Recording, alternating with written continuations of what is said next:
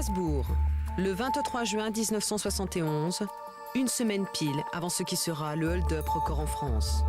À la poste centrale, une immense ruche où s'affairent 1300 personnes. C'est une journée comme les autres. Ou tout du moins en apparence. Car ce jour-là, le loup va entrer dans la bergerie.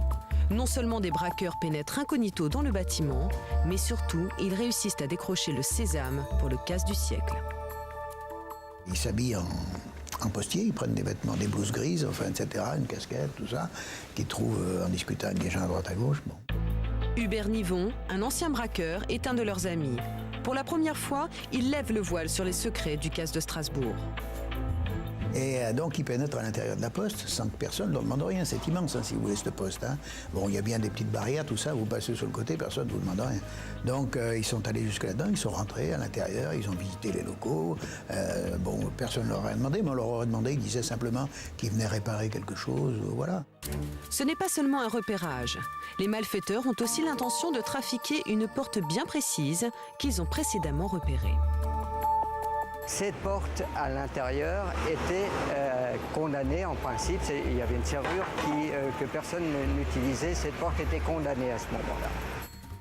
François Burgard est journaliste aux dernières nouvelles d'Alsace. Le jour J, il sera un des premiers sur les lieux. Personne à l'intérieur de l'administration de la Poste n'imagine que quelqu'un puisse avoir l'idée d'utiliser cette porte que plus personne n'utilise depuis des années.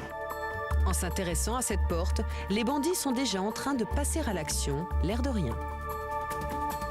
Ils vont faire des empreintes des verrous, ils vont démonter des verrous, ils vont en refaire fabriquer d'autres similaires et ils vont remonter les verrous sur ces portes-là. Ça a été un peu le coup de génie du casse de Strasbourg. Et ils vont pousser quand même l'audace de retourner dans la poste en plein jour, de vérifier que cette serrure marche bien, en présence de postiers, quelques jours avant le casse. Et là, les postiers vont croiser des gars en tenue de travail qui vont prendre pour des serruriers de l'administration, sans se méfier. Et sans se douter que ceux à qui ils ont délivré des précieux renseignements ne sont pas des serruriers, mais ceux qui seront bientôt désignés comme le gang des Lyonnais. Ce coup de bluff phénoménal leur permet de décrocher la clé de leur paradis. Car des sommes importantes s'entassent dans les bureaux de poste, qui sont en outre moins protégés que les banques.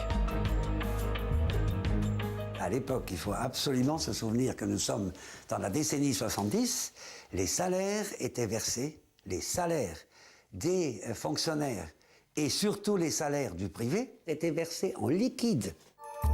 Germain Sangelin est un juge d'instruction qui a enquêté sur ces malfaiteurs qui deviendront bientôt célèbres. Alors à partir du moment où les salaires sont versés en liquide, il faut nécessairement fournir des sacs entiers de pognon, d'argent liquide, monété, avec des sacs et même des tonnes d'argent qui permettaient de faire des opérations de banditisme évidemment intéressantes. Résultat des courses, on va là-bas parce que c'est obligatoirement susceptible d'être juteux. En outre-Manche, les bandits l'ont déjà compris. En 1963, ils ont fait main basse sur un train postal, empochant l'équivalent de 40 millions d'euros. De quoi inspirer leurs collègues du continent. Eh bien, les postes, c'était des fonctionnaires distributeurs de courrier qui, en même temps, étaient les banquiers des salaires de la majorité des entreprises de leur secteur et qui avaient donc des dizaines de millions ou des milliards de francs anciens dans leur coffre. Voilà pourquoi l'immense poste central de Strasbourg attire la convoitise d'une bande de truands originaires de Lyon. Mais une opération de cette envergure ne pourrait souffrir aucune bavure. Et les petits braquages que ces bandits ont à leur actif ne les ont pas suffisamment aguerris. Ils ont alors l'idée d'organiser une répétition générale dans les conditions réelles. Avant de réaliser le hold-up de Strasbourg, qu'il savait être un objectif énorme, le commissaire principal Pierre Richard a traqué le gang des Lyonnais pendant des années. ils avaient essayé de faire une affaire plus à leur portée, et c'est ainsi qu'ils s'étaient attaqués le 23 décembre 1970 à la poste de Chambéry. C'était un coup d'essai. Ce jour-là, 5 braqueurs habillés de blouses bleues se dissimulent dans les toilettes de la poste pour intercepter les convoyeurs et faire main basse sur leurs magots. Malgré un déploiement exceptionnel des forces de police, les malfaiteurs ne seront pas interceptés. Pour partir, au lieu de prendre la route, ils ont tout simplement pris le train. Comme ça, les barrages, voilà, ils étaient dans le train, chacun dans un peu séparé, quoi. Et puis une fois le danger passé, ils se sont retrouvés, mais ils sont rentrés à Lyon par le train, tranquillement, quoi. Avec leurs bagages, leurs valises et tout. C'est ainsi que l'équipe empoche tranquillement 2 200 000 francs, environ 340 000 euros.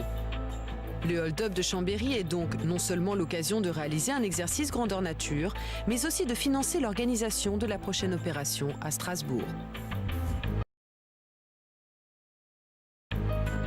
Pour réaliser ce coup-là, on va s'apercevoir qu'il y a eu des préparatifs énormes. Et ces préparatifs-là, à l'époque, c'est quelque chose qui est complètement avant-gardiste. C'est quelque chose qu'on n'a jamais vu et qui est le début de l'ascension du gang des Lyonnais. Alors il y avait une espèce de logistique, hein, donc quelqu'un de Lyon aussi, donc un des parrains de Lyon qui avait loué un appartement sur place. Bon, simplement parce que c'était une très très longue préparation, hein, c'était quelque chose qui a été étudié et préparé sur plusieurs mois, avec des gens qui sont allés vivre sur place quand même, hein, pour surveiller, pour suivre les véhicules, enfin tout ça, les transports de fonds, quoi. Et puis qui avaient préparé de longue date, qui se sont entraînés, c'était presque un commando militaire. Hein. Et des gens qui avaient des rôles qui étaient très définis, chacun avait un rôle bien particulier. Ils vont déjà faire des repérages autour. Ils vont se poster avec une technique très particulière, c'est-à-dire qu'ils vont pousser leur façon de faire jusque dans les moindres détails. C'est-à-dire, par exemple, pour opérer dans la rue, ils n'avaient jamais la même tenue. C'est-à-dire qu'un jour, ils allaient repérer les choses en se déguisant en cadre moyen avec son attaché-caisse. Le lendemain, avec un béret, en ouvrier, etc. Donc ça, c'est déjà quasiment scientifique. Ensuite, dans le cas de Strasbourg, ceux qui font les repérages vont rentrer à l'intérieur du bâtiment. Ils vont rentrer la nuit. Ils vont rentrer par des petites fenêtres qu'ils ont fini par repérer. Ils vont même descendre en rappel depuis le toit de la poste, en pleine nuit, pour rentrer par une petite lucarne, s'introduire dans les bâtiments et repérer les lieux.